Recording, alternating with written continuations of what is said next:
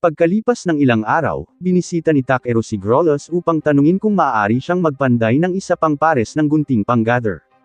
Buong pagmamalaking sinabi sa kanya ng panday na ang kanyang pinakabagong espada ay nanalo sa isang kompetisyon salamat sa mataas na kalidad na Eldrite ni Takeru. Kaya, handa na siyang gumawa ng pinakamahusay na pares ng gunting panggather para sa kanya. Nang matapos ni Takeru ang kanyang pakikipag-usap kay Grollos, umalis siya sa tindahan at nadatnan si Barbie na naghihintay sa kanya. Habang iniisip niyang masarap magkaroon ng kasama sa kanyang paglalakbay, tinanong niya kung dapat ba niyang latiguhin si Grollos para mas mabilis siyang magtrabaho. Sinabi sa kanya ni Takeru na bibilhan niya siya ng taniman ng bulak mamaya, kaya sumuko siya at humingi sa kanya ng pagkain. Bigla, lumapit si B, interesado rin sa pagkain, at nagsimula siyang makipagtalo kay Barbie. Nang sandaling iyon, tinawag ni Greet si Takeru mula sa likuran, gustong makipag-usap sa kanya. Matapos anyayahan si Takeru sa guild, ipinaliwanag ni Greet na malapit na nilang isagawa ang taunang gathering competition para sa mga adventurer. Inanyayahan ni Ariana si Takeru na lumahok, ngunit sinabi niya sa kanila na ayaw niya itong gawin dahil isa lamang siyang casual na taga-gather. Gayunpaman, ipinaliwanag ni Greet na si Belmonant mismo ang gustong sumali siya dahil siya ang nag-sponsor ng buong kaganapan. Dahil sa sama ng loob na tanggihan ang isang kaibigan, pumayag si Takeru. Pagkalipas ng ilang araw, sa labas ng guild ng adventurer, ipinaliwanag ng guildmaster na si Belmonant ang nag-sponsor ng kaganapang ito bilang regalo para sa kanyang asawa. Pagkatapos ay ipinaalam niya sa mga adventurer na ang kanilang layunin ay makahanap ng 7 kulay na lana mula sa bahaghari na tupa na ikinagulat ni Takeru kahit na isa siyang gatherer. Hindi alam ni Takeru ang tungkol sa material na ito at ipinaliwanag ng guildmaster na medyo bihira ito kaya maaaring kailanganin ng ilang pananaliksik upang mahanap. Gayunpaman, ipinahayag niya na bawal humingi ng tulong sa ibang tao dahil labag ito sa diwa ng kaganapan. Habang ibinibigay ng guildmaster ang impormasyong ito, napagtanto ni Barbie na hindi na siya maaaring sakyan ni Takeru para sa kaganapan. Ipinaliwanag ng guildmaster na bawal ang pagtanggap ng tulong mula sa kanilang grupo. At pagkatapos pag-aralan ang lahat ng mga patakaran, tiniyak niyang naiintindihan ng lahat. Sinabi ni Clay kay Takeru na mag-isa siya, na ikinagulat niya. Mabuti na lang at naisip ni Takeru na makakaligtas siya gamit ang kanyang mahika. Kaya, tinanong siya ni Clay kung gagamit siya ng mahika ng teleportasyon para hanapin ang material. Gayunpaman, tumanggi si Takeru na gumamit ng ganoon kalaking spell dahil malamang na magdudulot ito ng maraming masasaktan at gulo para sa kanya sa bandang huli. Di nagtagal, inanunsyo ng guildmaster ang pagsisimula ng kaganapan, ngunit tumanggi si B na iwan si Takeru. Hinayaan ni Barbie na makaalis si Takeru at ginamit ang kanyang mana para patulugin ang alaga nito. Habang nagulat si Takeru, sinabihan niya itong maglaro sa kaganapan ng walang pag-aalala at iwanan ang batang dragon sa kanya. Pagkatapos ay mabilis na tumakbo si Takeru papunta sa library kung saan mabilis niyang binuklat ang isang malaking libro para maghanap ng impormasyon tungkol sa bahaghari na tupa. Matapos malaman na ang mga halimaw ay naninirahan sa bundok ng Takawana, nagmadali si Takeru papunta sa lokasyon. Nang makarating si Takeru sa bundok, naisip niya na marami siyang dapat gawin dahil ang mga tupa ay nakatira sa tuktok nito. Sa pag-iisip kay B, nakaramdam siya ng pagkabalisa dahil ito ang unang pagkakataon na gagawa siya ng quest nang wala siya. Sa paanuman, naisip niya na magsisimulang kumain ng marami si B dahil sa stress at tataba, na nag-iwan sa kanya ng kasiyahan. Samantala, malungkot na kumagat si B ng sandwich, at tinanong ni Barbie kung bakit siya nag-aalala. Ipinaalala niya sa batang dragon na si Takeru ay may matibay na panangga sa proteksyon, ngunit sinabing magiging kapaki-pakinabang sana ito sa kanya bilang isang kabayo.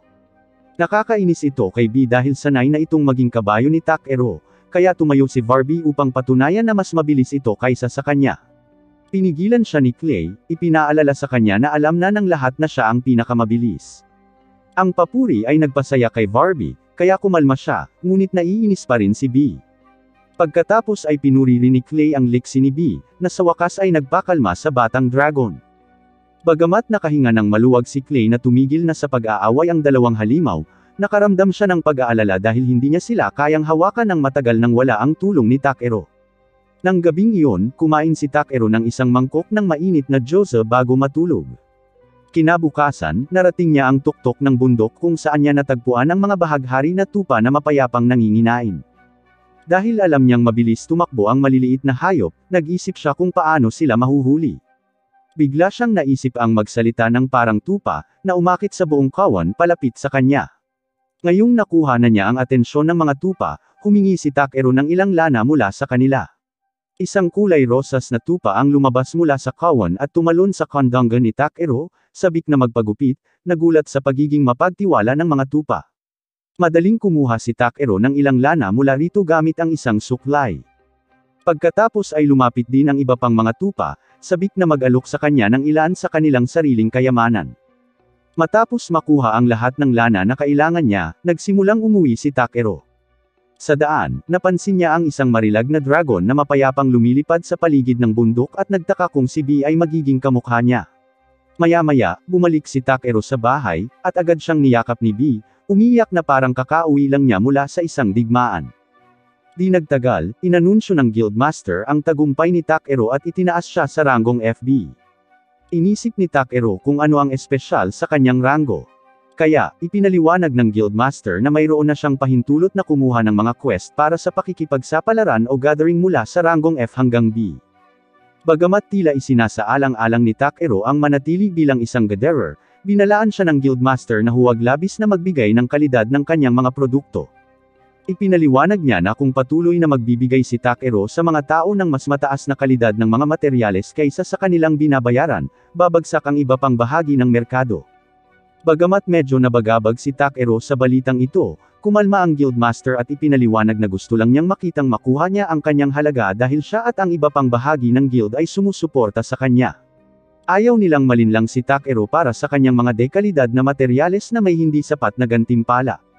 Inisip ang kanilang mabubuting salita, naisip ni Takeru kung dapat ba niyang tanggapin ang responsibilidad na tumanggap ng higit pang mga quest para sa guild. Nang makita siyang nag-aalangan, sinabihan siya ni Clay na magdesisyon na lang. At naisip din ni Barbie na karapat-dapat siyang makatanggap ng ganitong espesyal na ranggo. Dahil sa pag-udyok sa kanya ng dalawa niyang kaibigan, sa wakas ay tinanggap ni Takeru ang singsing para sa ranggong FB. Habang kinukuha niya ang singsing, umaasa ang Guildmaster na matutulungan niya ang kanilang guild sa hinaharap. Biglang pumasok si Ariana, sinasabing may lumitaw na bulate sa kagubatan malapit sa pangunahing kalsada. Dahil formal na adventurer na si Takeru, lumabas siya kasama si Clay para hawakan ang halimaw. Nang marating nila ang pangunahing kalsada, hinintay ng grupo ang pagdating ng bulate. Maya-maya ay gumapang ito pataas ng may buong kaluwalhatian, na parang isang skyscraper na tumataas sa ibabaw nila. Habang naghahanda silang labanan ang halimaw, biglang tinawag ng isang pamilyar na boses si Takeru mula sa ulo ng bulate. Ito pala ay si Brolight, na nakasakay sa bulate bilang isang kabayo. Habang binabati niya sina Takeru at Clay, nagmamadaling sinalubong siya ni B. Matapos batiin si B, bumaba si Brolight sa bulate para lumapit kay Takeru. Ngunit mabilis niya itong nilinisan ng kanyang malinis na spell para maalis ang lahat ng nakamamatay nitong amoy. Nagtaka siya kung bakit nakasakay ito sa napakalaking bulate. Kaya ipinaliwanag niya na dinala niya ito mula sa kanyang tinubuang bayan para ibigay sa kanya bilang isang sasakyan.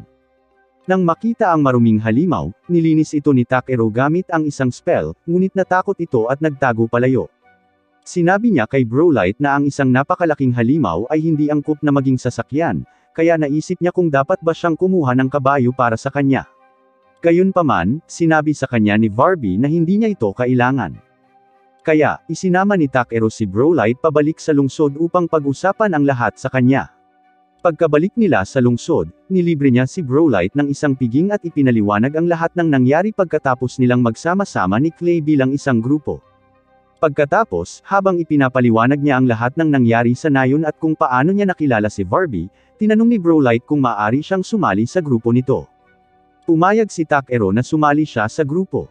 Kaya, buong pagmamalaking ipinakita ni Brolight ang resulta ng kanyang pagsusumikap sa pamamagitan ng pagbubunyag ng kanyang singsing. Nagulat si Clay na mayroon siyang singsing na may ranggong A na adventurer. Kaya, buong pagmamalaki niyang sinabi sa kanya na pinaghirapan niya ito. Habang nasa sabik si Clay na makipaglaban kay Brolight, naisip ni Barbie na mayroon siyang dalisay na kaluluwa dahil nakakagaan ito ng loob sa kanyang espiritu. Nang simulan ni Barbie na tawagin si Brolight gamit ang kanyang lihim na pagkakakilanlan, hiniling sa kanya ni Brolight na ilihim ito at pumayag si Barbie. Pagkatapos ay tinanong ni Takeru si Brolight kung bakit niya kailangan ang tulong nito. Kaya isiniwalat niya na ang kanyang kapatid na si Lord Akara ay tumakas mula sa kanilang tinubuang bayan. Sinabi sa kanya ni Brolite na si Lord Akara ang pari ng kanilang nayon dahil sa kanyang espesyal na tungkulin. Ayon sa tradisyon ng nayon, kailangan ni Lord Akara na magpakasal sa isang elf at magkaroon ng malalakas na anak para sa kanila, ngunit tumakas siya dahil ayaw niyang magpakasal sa isang lalaking mabaho ang ugali. Gayunpaman, sinabi ni Lord Akara na tatanggapin lamang niya ang arranged marriage kung bibigyan siya ng isang magandang puting kabayo bilang regalo. Sa kasamaang palad, nang makuha na ni Brolite ang kabayo para sa kanya, nakaalis na ang kanyang kapatid upang kumuha ng gatas. Habang hindi komportable si Takero sa seryosong usapan, iniisip ni Brolite na siya ang perpektong tao para hanapin ang kanyang kapatid. Sa tingin niya ay madali siyang mahahanap nito gamit ang kanyang mahika. Ngunit ipinaalala sa kanya ni Takero na kung ibabalik niya si Lord Akara sa nayon, mapipilitan siyang magpakasal sa isang taong hindi niya gusto. Ipinaliwanag niya na ayaw niya. Sa halip, gusto lang niyang malaman kung bakit nawala ang kanyang kapatid nang walang kahit isang salita. Dahil naiintindihan ni Takero ang taos-pusong nararamdaman ni Brolite, pumayag itong tulungan siya. Pagkatapos ay tinanong niya sina Clay at Barbie kung sasali rin sila. Kaya, sumang-ayon silang dalawa nang walang pag-aalinlangan. Maya-maya pa, sinimulan silang lahat ni Brolite na pamunuan patungo sa nayon ng mga elf. Tinanong siya ni Takero ng ilang direksyon patungo sa nayon. Kaya, sinabi niya rito na mahahanap nila ito kapag napadpad sila sa isang kagubatan na nakakatugon sa tamang mga kondisyon. Nagtaka si Takero kung paano niya magagamit ang kahit anong kagubatan para makauwi. Kaya, ipinaliwanag niya na gumagamit siya ng mahika ng mga elf para manipulahin ang espasyo at gumawa ng pasukan patungo sa kanyang tahanan sa pamamagitan ng ilang mga punto sa mundo. Naisip ni Takero na ang kanyang mahika ay katulad ng kanyang sariling spell ng teleportasyon. Inalok ni Barbie na dalhin ang lahat sa kagubatan sa bilis ng kidlat, kaya nag-anyong kabayo siya, at agad na umibig si Brolite.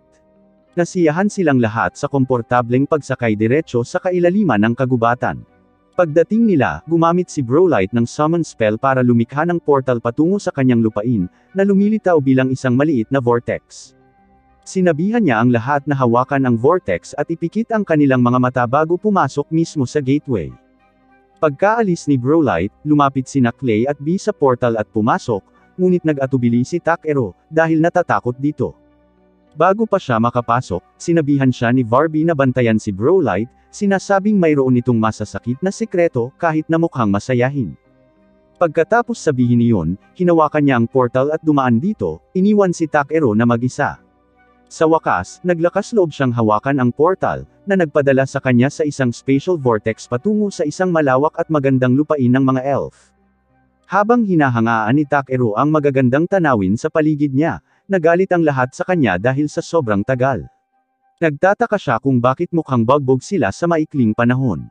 Ngunit biglang, may mga palaso na tumama sa kanila. Hinarang ni Takero ang mga bala gamit ang isang kalasag at hiniling ni Brolite na huwag siyang umatake dahil ang mga bumaril sa kanila ay ang kanyang sariling mga taga-nayon. Di nagtagal, nilapitan sila ng ilang taga-nayon mula sa pamayanan ng mga elf, na galit na bumalik si Brolite. Diyan nagtatapos ang episode 9. Salamat sa panunood.